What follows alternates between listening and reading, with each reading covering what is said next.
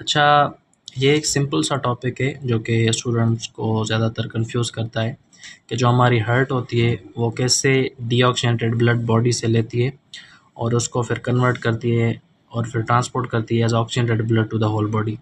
सबसे पहले क्या होता है कि इन मतलब ये जो इन्फीरियर वेना केवाए और सुपीरियर वेना केवा, इन दो ये जो वेना केवा है इनका मेन रोल है। अब जो इन्फीरियर वेना केवा है वो क्या करती है, जो हमारे बॉडी का नीचे वाला हिस्सा है उससे डीऑक्सीजनेटेड ब्लड लेती है, डीऑक्सीजनेटेड, ठीक है।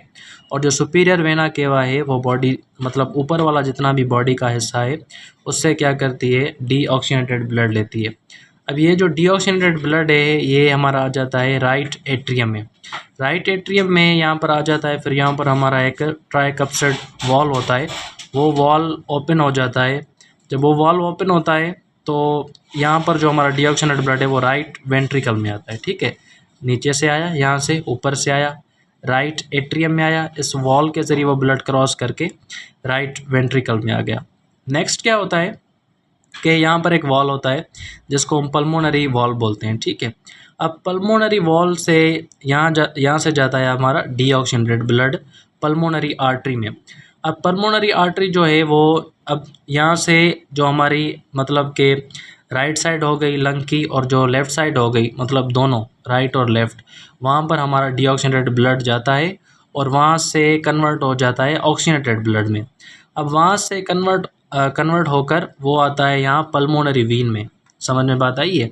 यहाँ से गया डीऑक्सीजनेटेड, यहाँ से गया, यहाँ पर आया, एरोस के थ्रू भी समझ सकते हैं।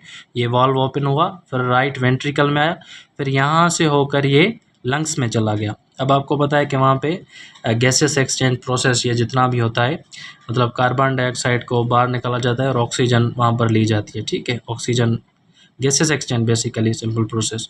तो पूरा ब्लड वहाँ से ऑक्सीजनेटेड ब्लड लिया जाता है। अब ऑक्सीजनेटेड ब्लड है पल्मोनरी वीन के थ्रू, ये राइट का भी और लेफ़्ट का भी, ये हमारा आ जाता है इस लेफ़्ट एट्रियम में।